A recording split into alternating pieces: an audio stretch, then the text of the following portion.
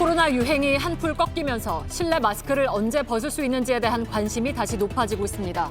당초 1월 말쯤으로 예상됐지만 설 연휴 중에 벗는 안도 유력하게 검토되고 있는 것으로 JTBC 취재 결과 파악됐습니다. 한국은행이 3.25%였던 기준금리를 3.5%로 올렸습니다. 사상 첫 7번 연속 인상이자 22년 만에 최고치입니다.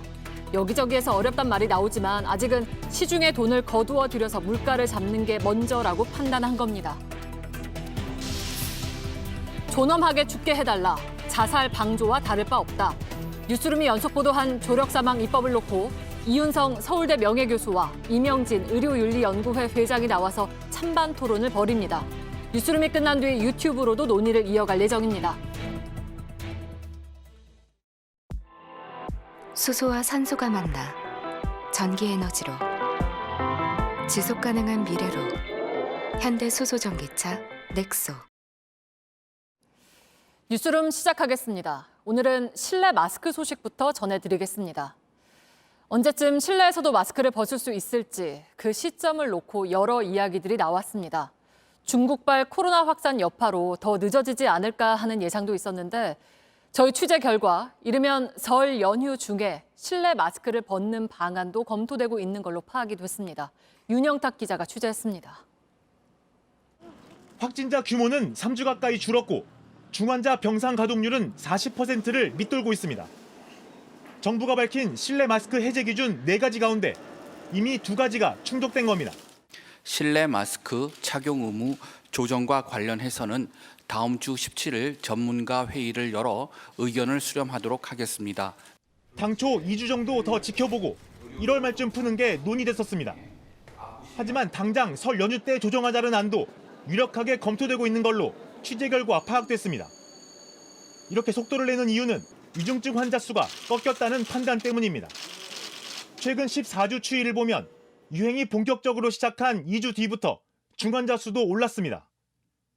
확진자가 줄면 따라 감소하는데 이미 지난주 정점을 찍었고 의료 대응엔 큰 문제가 없었다는 겁니다.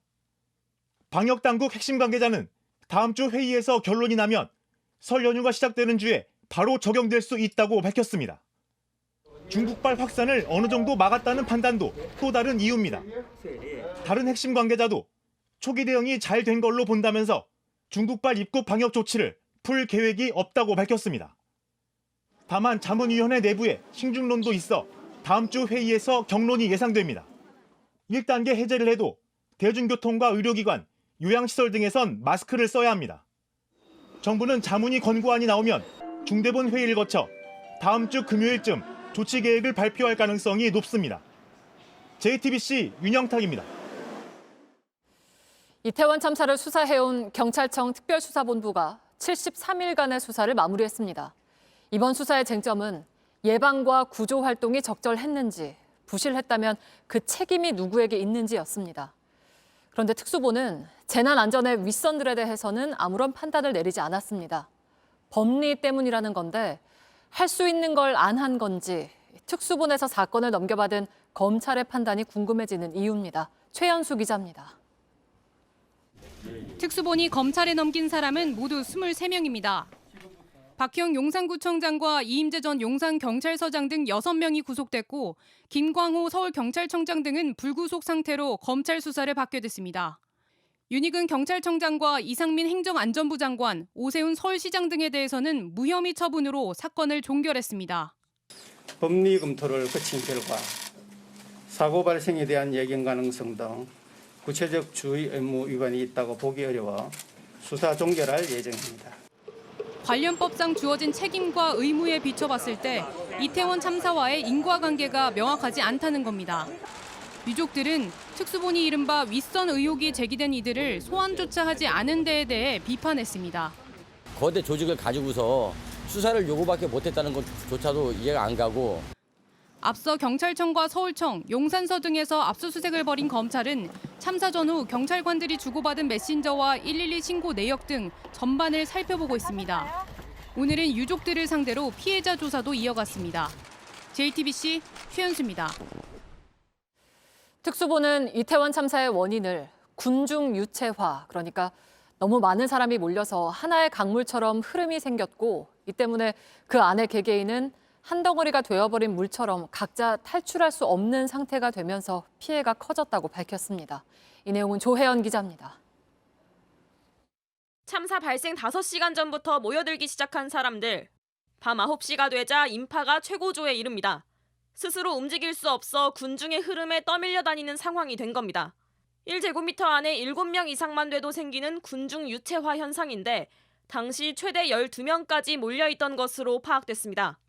시뮬레이션 결과 참사 당일 이 골목에 있던 사람들은 평균 224kg에서 560kg에 이르는 압력을 받았습니다. 자기 몸무게의 4배에서 10배까지 누르는 힘을 받은 겁니다. 최초 사고 발생 시각인 밤 10시 15분, 골목 앞부분에 넘어지는 사람들의 모습이 잡혔습니다. 그런데도 뒤쪽의 사람들은 계속 밀려 내려옵니다. 특수보는 연쇄적으로 넘어지면서 10분 동안 인파가 계속 내려와 겹겹이 낀 상황이라고 설명했습니다. 처음 넘어진 곳부터 10m에 걸쳐 이런 끼임이 벌어졌습니다. 결국 저산소증을 겪다 질식과 내부종 등으로 158명이 목숨을 잃고 196명이 다쳤습니다. 부정확한 상황 판단과 구호조치 지연 등 기관들의 과실이 중첩되어 다수의 인명 피해를 초래한 것으로 JTBC 조혜연입니다. 한국은행이 오늘 기준금리를 또 올렸습니다. 7번 연속 올렸고 기준금리는 이제 3.5%가 됐습니다.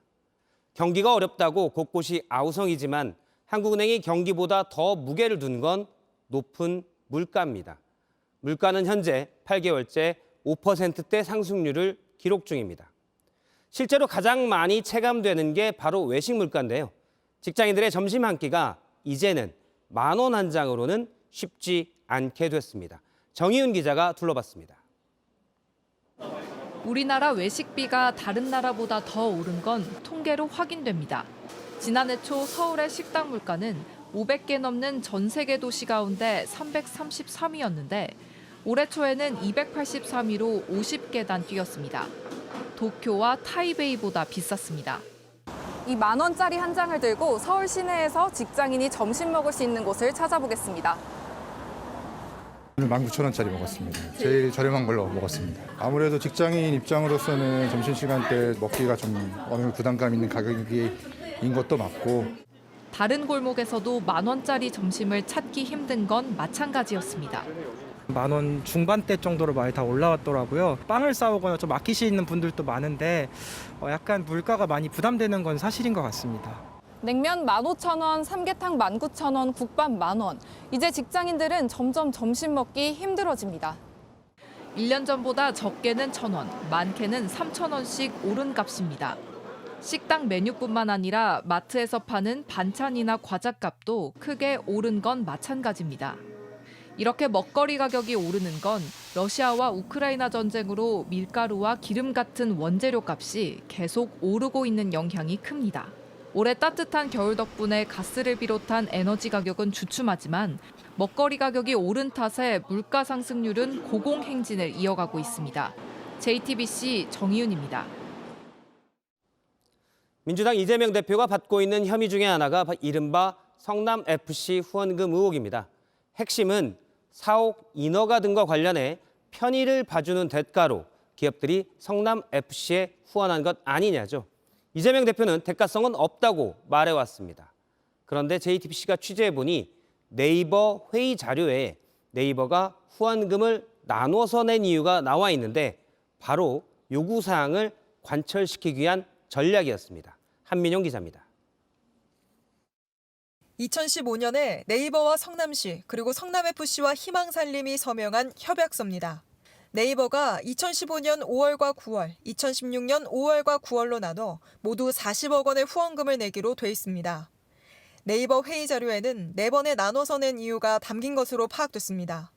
한 번에 주면 요구사항을 안 들어주고 돈만 받을 수 있으니 10억씩 나눠서 내자고 한 겁니다. 네이버는 마지막 10억 원을 내기로 한 2016년 9월에 신사옥 인허가를 받았습니다. 네이버 회의 자료를 확보한 검찰은 후원금의 대가성을 뒷받침할 핵심 증거로 보고 있습니다. 반면 민주당 이재명 대표는 인허가와는 별개라는 주장을 하고 있습니다. 성남시의 적법한 행정과 성남 FC 임직원들의 정당한 광고 계약을 관계도 없는 데 서로 엮어서 부정한 행위처럼 만들고 있습니다. 재판으로 이어질 경우 이 회의 자료 등을 놓고 검찰과 이 대표 간의 치열한 공방이 예상됩니다. 검찰은 또 처음에 성남시가 후원금 120억 원을 요구했지만 네이버와 협상하면서 40억 원이 된 것으로 보고 있습니다. JTBC 한민용입니다. 얼마 전 윤석열 대통령이 현직 대통령으로서는 처음으로 자체 핵무장 가능성에 대해 언급했죠. 미국이 바로 선을 그었습니다.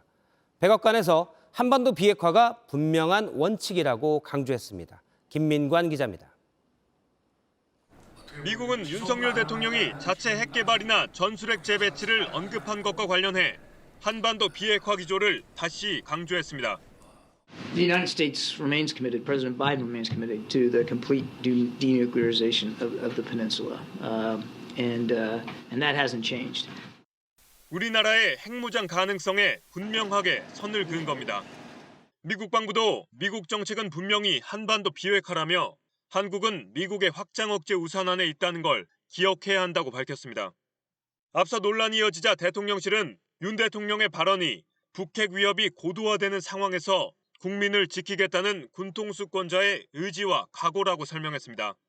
이런 가운데 다음 달 미국에서 열리는 한미 확장 억제 연습을 앞두고 우리 측이 먼저 핵 훈련 시나리오를 만들어 미국에 제안한 것으로 JTBC 취재 결과 확인됐습니다. 이 시나리오는 북한의 핵 위협과 핵 사용 임박, 실제 핵 사용 시기 등 단계별로 맞춤형 대응 상황을 정리한 것으로 알려졌습니다. JTBC 김민관입니다. 우리 정부가 일제 강제징용 피해자들에게 우리 기업이 일단 대신 배상해주는 방안을 사실상 확정했죠. 당사자인 피해자들은 일본 기업에게 배상하라고 했는데 왜 우리 기업이 배상하냐고 반발하고 있습니다. 또 다른 당사자죠. 일본의 반응도 궁금한데요. 도쿄에 있는 특파원을 연결해 알아보겠습니다. 김인혜 특파원, 일단 우리 정부 안에 대한 일본 정부의 공식 입장, 어떤 입장이 나왔습니까? 네, 일본의 공식 입장은 한일 관계를 건전한 관계로 돌리기 위해 한국 정부와 긴밀히 소통하겠다는 겁니다. 그동안 여러 차례 같은 발언을 계속해 왔는데 어제 우리나라가 정부안을 설명한 뒤에도 일본 관방장관은 우리와 긴밀히 소통하겠다고만 했습니다. 일단 소통하겠다는 말만 반복을 했다고 하는데 어떻게 보면 우리 정부 안이 사실 일본이 나름 원하는 대로 된 것 아닌가요? 네, 그런 측면도 있습니다. 일본 입장은 1965년 한일 청구권 협정으로 배상 문제가 다 끝났기 때문에 돈을 더 낼 수도 없고 강제징용에 대해서도 사과할 수 없다는 겁니다. 그런데 우리 정부가 내놓은 방안은 이러한 일본의 입장이 어느 정도 반영된 셈이라 일본 측도 내심 나쁘지 않다는 기류도 감지됩니다. 미국을 방문 중인 하야시 요시마사 외무상이 오늘 관련 질문에 한국 내 움직임에 대해 언급을 삼가겠다고 한 것도 일단 우리 내부 반응을 좀 더 보겠다는 걸로 해석됩니다. 예, 우리 정부는 일본도 어느 정도 성의 있는 호응을 해야 한다, 이런 입장이었는데 일본도 마냥 지켜만 볼 수는 없지 않을까요? 일본의 분위기는 어떻습니까? 네, 저희가 이번 사안에 정통한 우리 당국자를 만나봤는데 일본 기업이 돈 내는 것이 무르익지 않았고 직접적인 사과는 더 힘들다고 말했습니다. 피해자들이 요구하는 진정한 사과에 대해서도 일본이 내놓은 기존 사과 담화나 입장을 재확인해 주는 정도도 현재로선 확실치 않다고 했습니다. 그래서 일본 언론에서도 이 문제 해결이 더 오래 걸릴 거란 전망도 나옵니다. 네, 도쿄에서 김현애 특파원이었습니다. 다음 소식입니다. 윤석열 대통령이 오늘 나경원 전 의원을 저출산 고령사회의 부위원장과 기후환경 대사직에서 모두 해임했습니다. 오늘 나 전 의원이 사표를 냈는데 사표는 받지 않고 아예 해임했습니다.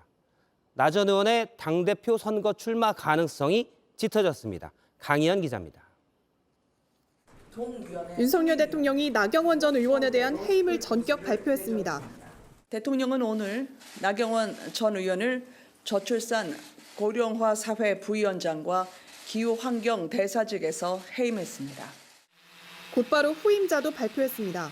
나 전 의원은 오늘 오전 저출산 부위원장직에 대해 사표를 제출했습니다. 그러나 윤 대통령은 사표를 수리하지 않고 하루도 안 돼 해임을 결정했습니다.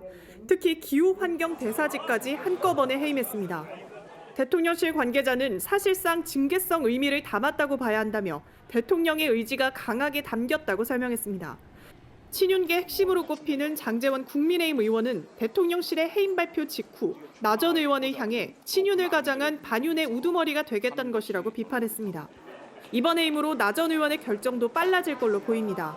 나 전 의원은 오늘 오전 소셜미디어에 당신들이 진정으로 윤 대통령의 성공을 위한다고 생각하지 않는다며 사실상 불출마를 압박해온 친윤계를 저격했습니다. 나 전 의원 주변에서도 당대표 출마를 촉구하고 있는 걸로 알려집니다. 정부직을 모두 잃고 대통령과의 관계도 회복하기 어렵게 되면서 출마할 가능성이 커졌다는 관측이 나옵니다. JTBC 강연입니다. 어머니의 시신을 딸이 2년 넘게 집에 방치했다는 소식 어제 전해드렸습니다. 딸은 어머니 앞으로 나오던 연금이 끊길까 봐 사망 신고를 안 했다고 진술했고 오늘 구속됐습니다. 강버들 기자입니다. 지난 11일 인천의 한 빌라에서 70대 여성 시신이 발견됐습니다. 숨진 지 오래돼 백골 상태에 가까웠습니다. 근데 너무 부패가 심해서 이불이 안 떨어질 정도로. 1차 부검에선 정확한 사망 시점이나 원인이 나오지 않았습니다. 하지만 함께 살던 딸 메모대로라면 2020년 8월 사망했고 2년 반 가까이 신고를 안 한 겁니다. 딸은 경찰 조사에서 어머니 앞으로 나오는 연금이 끊길까 봐 그랬다고 말했습니다. 딸은 직업이 없었고 다른 수입도 없었던 걸로 알려졌습니다.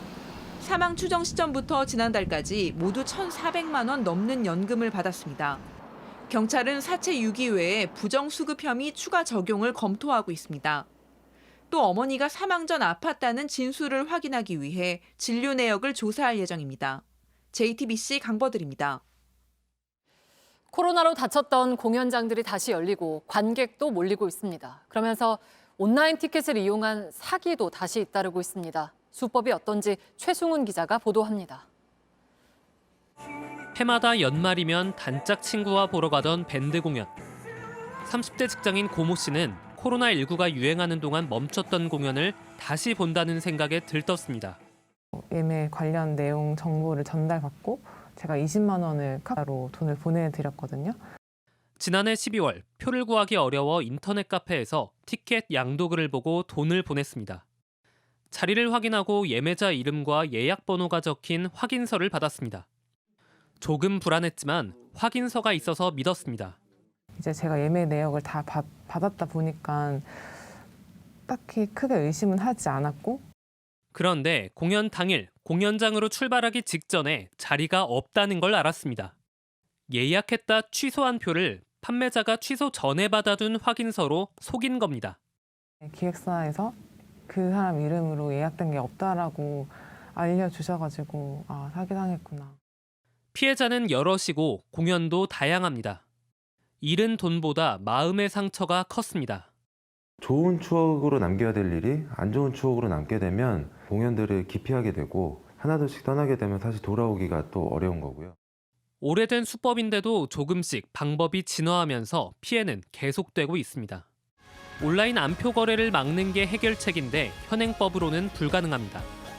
JTBC 최승훈입니다. 또 닫혔던 하늘길도 열린 이후 다시 비행기 타고 여행 가는 분들도 계실 텐데요. 기내에서 보조 배터리가 폭발하는 일이 또 일어났습니다. 이륙 직전에 대만 여객기 안에선데 하마터면 큰 사고로 이어질 뻔했습니다. 윤세민아 기자입니다. 좌석 사이에서 벌건 불길이 일렁입니다. 놀란 승객이 도망치라며 소리치자 기내가 술렁입니다. 현지 시간 10일 타이완의 한 공항 활주로에 서 있던 여객기에서 불이 났습니다. 승객이 갖고 탄 휴대전화 보조 배터리가 폭발한 겁니다. 기내에 있던 목격자는 현지 언론에 펑 하는 소리가 났고 곧 이상한 냄새와 함께 연기가 났다고 말했습니다. 승무원이 소화기로 불을 끄면서 더 큰 불로 번지지는 않았습니다. 승객 2명만 가벼운 화상을 입은 것으로 알려졌습니다. 기내에서 보조 배터리가 폭발하는 사고는 꾸준히 이어지고 있습니다. 2018년 중국 남방항공 여객기에선 승객의 가방 속에서 보조 배터리가 터지며 불이 번졌습니다. 말레이시아를 떠나 홍콩으로 가던 여객기가 보조 배터리 폭발로 베트남에 비상 착륙하는 일도 있었습니다. 배터리 원료인 리튬이온은 압력을 받으면 폭발이나 화재 위험이 있기 때문에 승객은 붙이는 짐엔 넣지 못하고 반드시 갖고 타야 합니다. JTBC 윤세민입니다. 미국은 새해부터 자연재해가 이어지고 있습니다. 얼마 전 동부 지역은 폭설, 또 서부 쪽은 큰 홍수가 난 데 이어서 이번엔 남부 지역에 토네이도 수십 개가 불어닥쳤습니다. 홍희정 특파원입니다. 검은 회오리 바람이 하늘로 치솟습니다. 거센 바람에 트럭이 뒤집어지고 나무는 통째로 뽑혀 쓰러졌습니다. 상점 유리창은 모조리 깨져 성 한 개 없습니다. 벽돌로 지은 건물마저 형체를 알아보기 어려울 정도로 완전히 뜯겨 나갔습니다.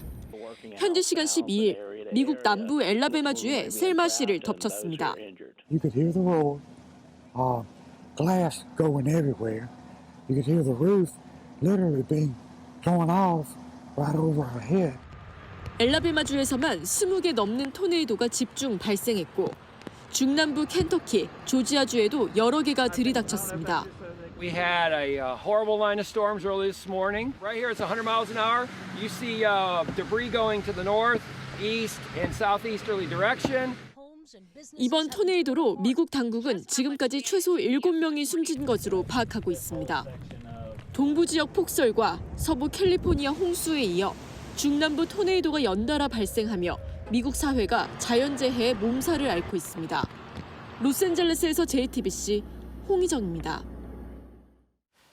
네, 오늘의 인물 360은 지금 세계에서 가장 문제적인 기업가인 일론 머스크 테슬라 CEO를 살펴보겠습니다. 럭비공 같은 행보를 놓고 극과 극의 평가가 나오고 있죠. 애플 창업자 스티브 잡스를 연상케 하는 엄청난 혁신 기술을 내놨지만 도널드 트럼프 전 미국 대통령처럼 경솔한 발언과 행동으로 구설에 올랐기 때문입니다. 이렇다 보니 미국 타임지는 재작년 말 그를 올해의 인물로 선정하면서 천재이자 광대라고 평가했습니다. 지금부터 짚어보겠습니다. 자, 공다송 기자, 일단 머스크가 천재라고 불리는 이유를 좀 알려주시죠.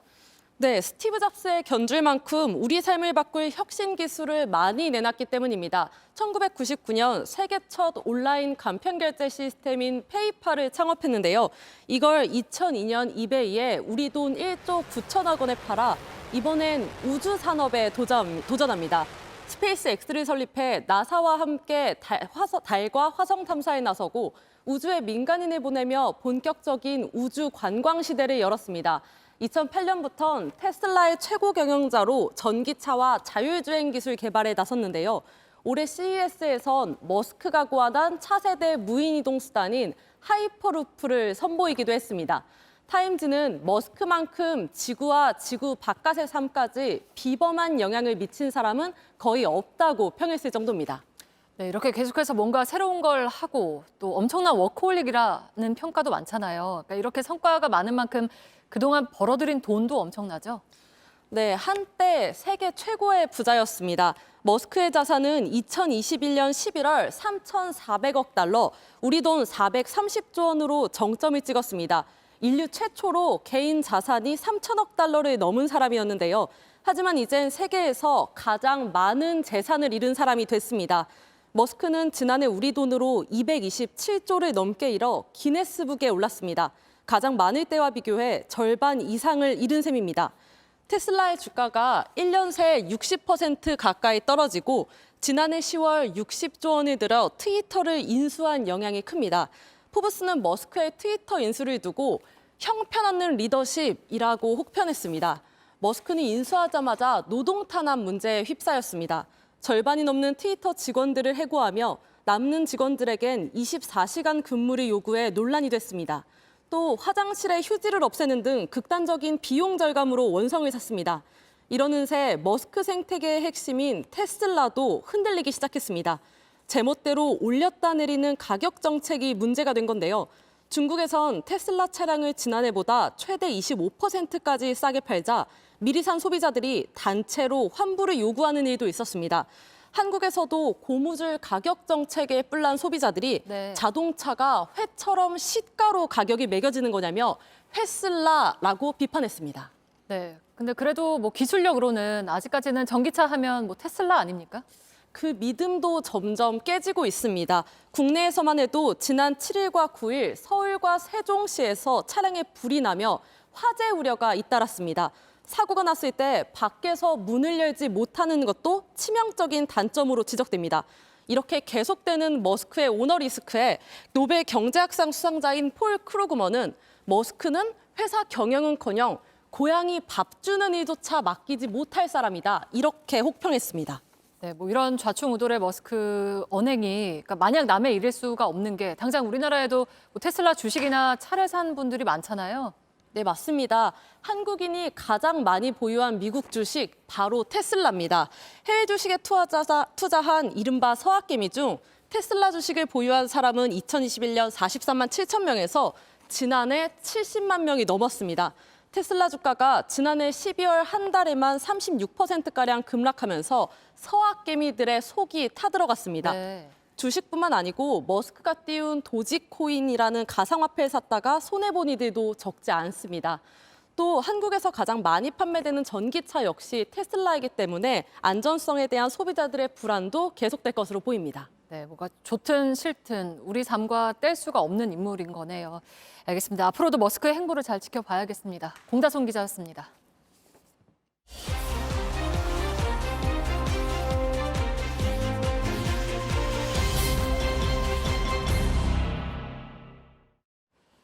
설 연휴가 일주일 앞입니다. 식재료나 선물 사러 시장 가는 분들 계실 텐데 믿을 수 있는 국내산이라고 쓰여있는 고기가 수입산인 경우가 여전히 있습니다. 밀착 카메라가 찾아간 고기 창고에는 국내산 한돈이라던 돼지에 캐나다 마크가 붙어 있었습니다. 이혜원 기자입니다. 어리니까 외국산보다는 한우 먹이려고. 해물을 좋아해요. 우리나라 거 아닌지 그런 거 확인하고. 소비자들은 각자의 이유로 원산지를 따집니다. 한 수산시장에 나와봤습니다. 우리가 구입하는 식품에는 원산지가 잘 표기되어 있을지 단속 현장을 따라가 보겠습니다. 사장님, 낚시는 국내산만 있는 거예요? 아예 중국산이 있습니다. 냉장고를 열어보고 거래 내역서도 확인합니다. 명절 대목을 앞둔 단속에 불만을 드러냅니다. 근데 제발 명절 때는 안 오시면 안 될까요? 손님도 없는데 소프도 주시구만. 참돔을 파는 한 가게 앞에 단속반이 멈춰섭니다. 밝은 게 일본산이고. 한 종류의 수산물의 원산지가 서로 다르다면 나누어 놨어야 하지만 지금 이곳은 한 수족관에 보관하고 있었습니다. 참돔이 이름표를 달고 다니는 게 아니기 때문에 이게 국내산인지 모르잖아요. 그래서 원산지 표시 겹에는 반드시 이거를 분리해서 각각 표시하게끔. 바로 생선을 분리하고 업주에겐 과태료 처분을 내리기로 했습니다. 다음 날 취재진은 농산물 단속반과 한 정육점에서 삼겹살과 항정살을 구입했습니다.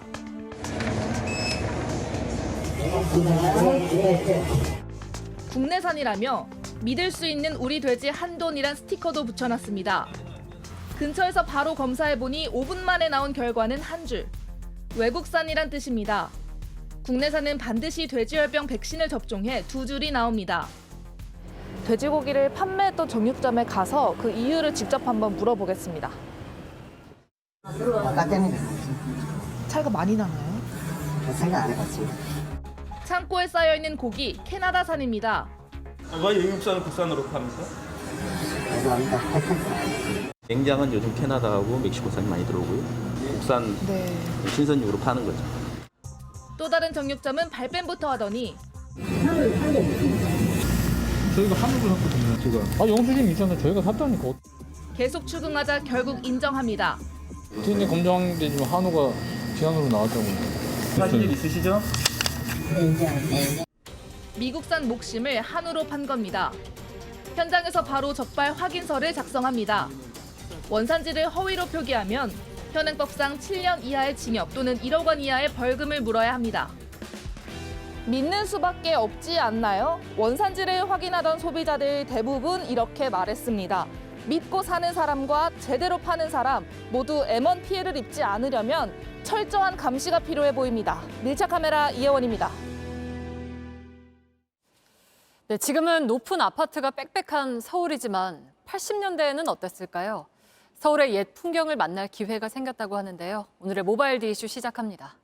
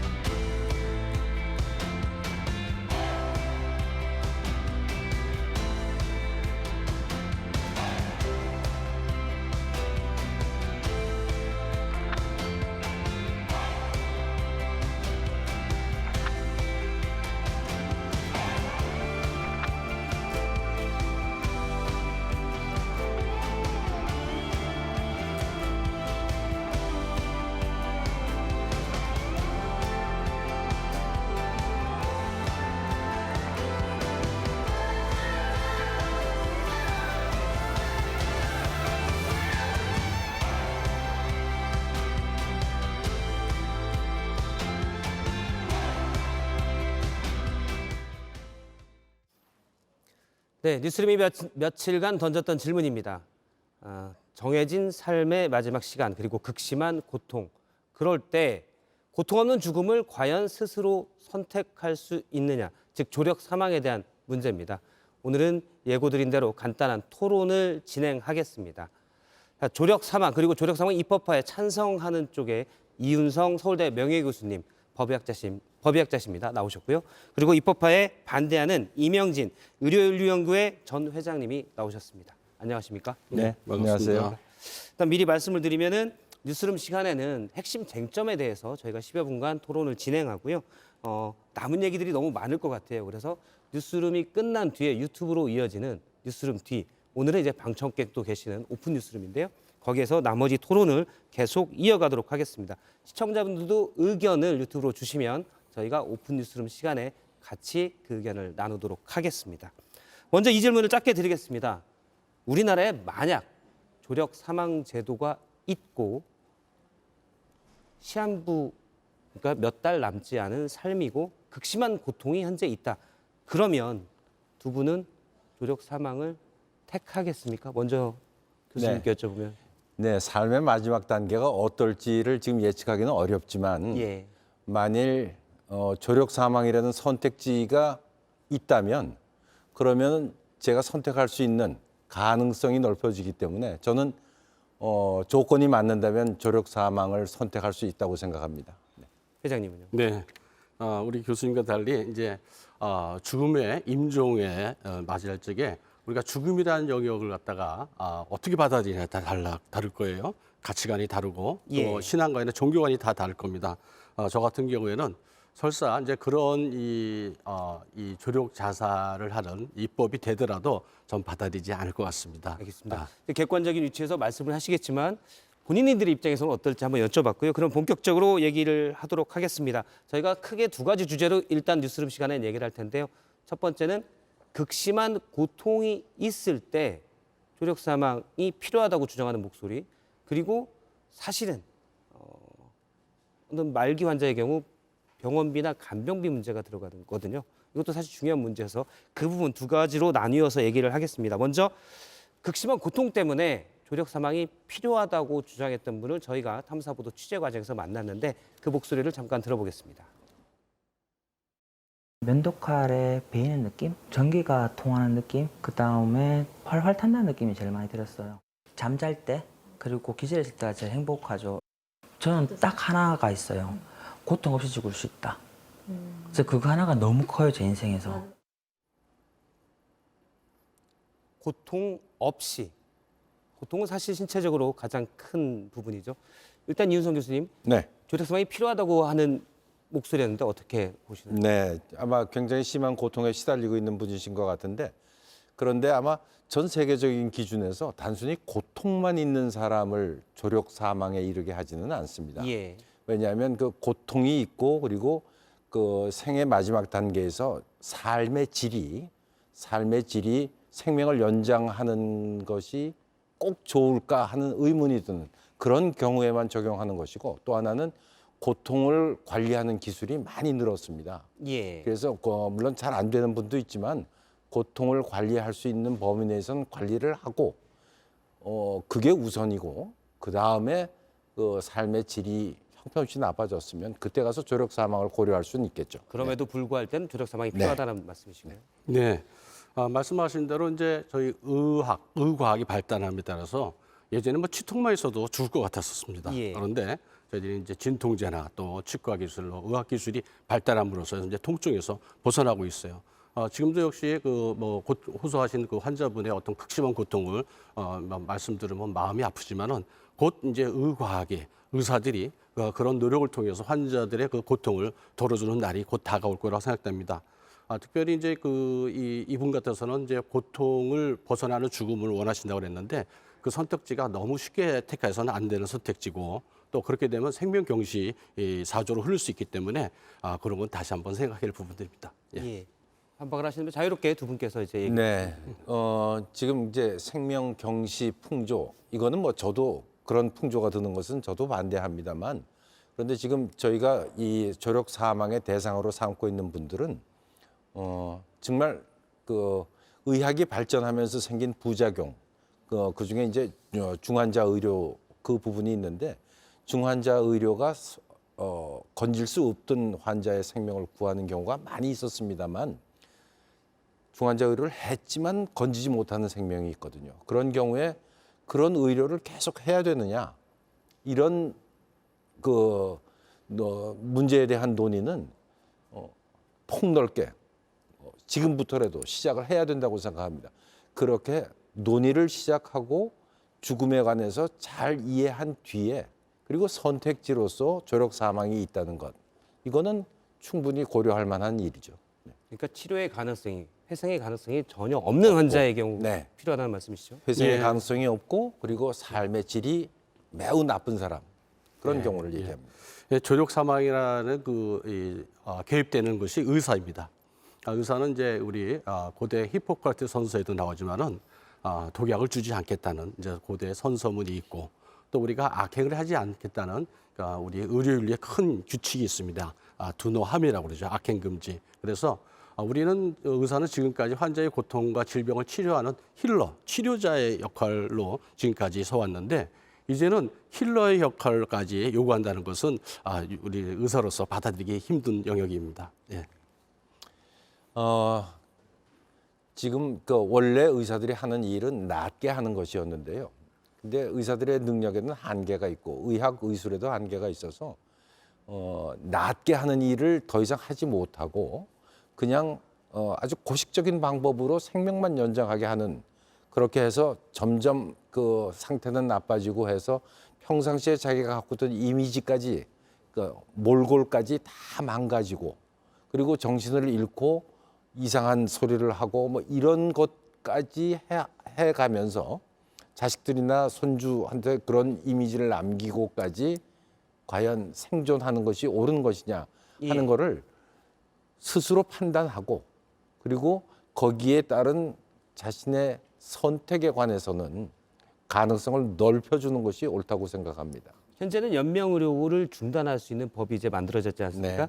근데 그건 약간 소극적이라면 좀 더 적극적으로 선택할 수 있다. 그렇습니다. 조력 사망까지 갈 지금 수 있다는 연명의료 말씀이신가요? 결정법에도 문제가 뭐가 있느냐면, 여러 논란 끝에 굉장히 엄격한 범위를 정해놨어요. 그러니까 연명 과정에 있는 사람에게만 적용하는데, 연명 과정에 있다는 그 사실이 의사들도 판단하기가 어렵고 너무 좁은 단계에 있기 때문에 사실은 실효가 없다는 그런 주장도 있습니다. 그래서 그 부분도 좀 더 넓게 해석을 해야 되고, 그거 이외에 또 하나의 선택지를 논의해서 마련하는 것이 옳다는 생각입니다.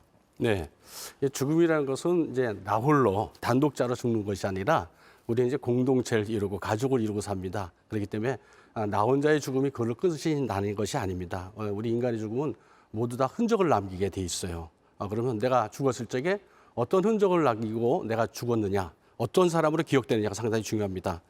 내가 이제 주변이나 가족들에게 피해를 주거나 누를 끼치지 않기 위해서 일찍 생을 마감하겠다. 본인으로서는 깨끗한 삶을 또 이렇게 했다고 생각하시지만 남은 자들의 그 아픔은 상당히 클 겁니다. 그리고 상처가 네. 오래 남을 겁니다. 네. 좀 더 구체적으로 얘기할 수 있게 제가 하나 질문을 드리면 어떤 개인이 뭐 시한부 생명 선고를 받았고 현대 의술로 치료가 불가능해요. 예를 들어 말기암이라고 했을 때 뭐 그런 저희가 탐사보도 과정에서 그런 의견들이 많았습니다. 주변에서 본인의 부모님이나 그런 경우 많이 봤다. 너무 고통스러운 치료 과정이고 그렇다고 낫는다는 보장 가능성도 전혀 없다. 예. 그래서 조력 사망을 원하는데 제도고 그게 안 된다. 네, 그거를 잘 이해하셔야 되는데 이제 암 환자를 이제 말씀하셨는데 암 환자는 이제 한 3단계를 나눠서 치료를 합니다. 초기는 완치가 목적이고 또 진행기에는 이제 생명 연장입니다. 그럼 말기 때는 이건 치료가 아니라 통증 완화입니다. 그래서 완화의학이라는 게 있습니다. 완화 호스피스 의학이라는 게 있어요. 예. 그래서 그 도움을 충분히 받을 수 있는 의학이 발달되어 있고 제도가 되어 있습니다. 그래서 말씀하시는 그런 고민을 하는 분들은 완화 호스피스의 그 제도를 이용하시면은 훨씬 나으실 겁니다. 네. 예, 지금 우리 이명진 원장님께서 완화 의료 부분을 얘기를 했는데 그게 좀 아픈 부분인데요. 이 조력 사망에 대해서 찬성하시는 분들 중에서도 일부는 현재 조력 사망의 그 단계에 들어가기 전에 우선 호스피스 완화 의료의 대상이 되는 분들이 충분히 의료를 받아야 되는데 그거에 대한 우리 사회적 투자가 부족하거든요. 예. 근데 지금 이것도 못하면서 무슨 딴 얘기를 하느냐. 그래서 아직 시기상조라고 얘기하시는 분이 있어요. 거기에는 저도 적극 찬성합니다. 그래서 호스피스 완화 의료에 대한 우리 사회적인 부담을 좀 더 감당을 하고 그리고 그 다음 단계에서 조력 사망이라는 또 하나의 선택지를 고려하는 것이 그게 타당하다는 생각입니다. 예. 일단 이런 의견도 있습니다. 그러니까 저희가 취재 과정에서 들었던 목소리인데요. 네. 사실은 역시 전제 조건은 같습니다. 치료의 가능성은 전혀 없고 극심한 고통이 수반되는데 여기에 비용까지 수반될 때 목소리입니다. 잠깐 들어보겠습니다. 3년, 한 3년이면 3, 4억 끝나는 거야. 그럼 야, 이 무섭구나. 병원비도 병원비지만 병원비보다는 간병비에 죽는구나. 예, 특히 한국 사회에서는 남겨진 가족들은 어떻게 하라고 하는 문제가 있기 때문에 고통도 있는데 내가 가족들에서 모아놓은 것까지 다 쓰고 가야 되나, 빚까지 넘겨야 되나 이런 또 목소리도 있어요. 맞습니다. 쉽게 말해서 요새 간병살이라는 얘기까지 나오지 않습니까?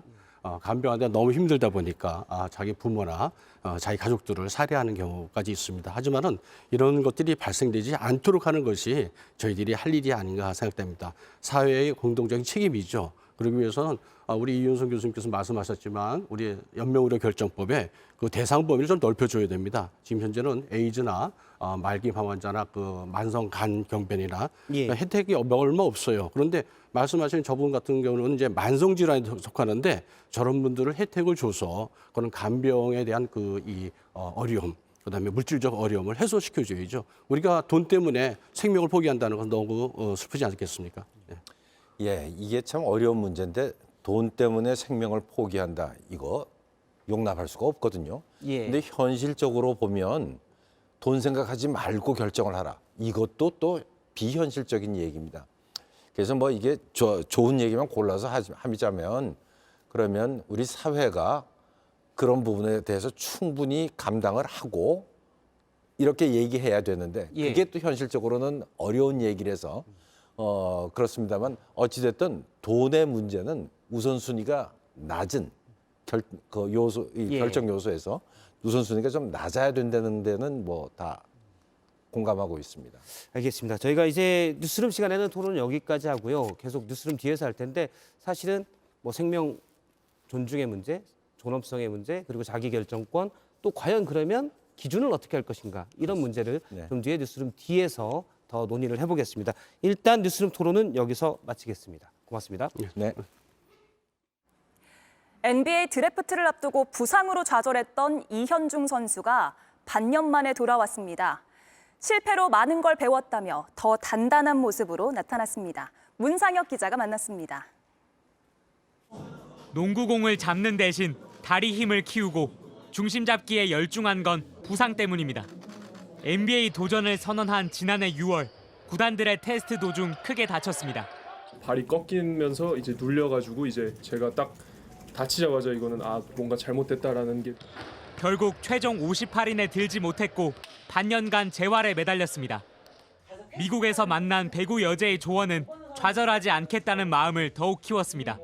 김영현 누나도 이제 배구에서 어쨌든 세계 탑 클래스가 되셨고 이제 하시는 말씀이 스타가 되려면은 그런 것도 다 끌고 안고 즐기면서 할 줄 알아야 된다.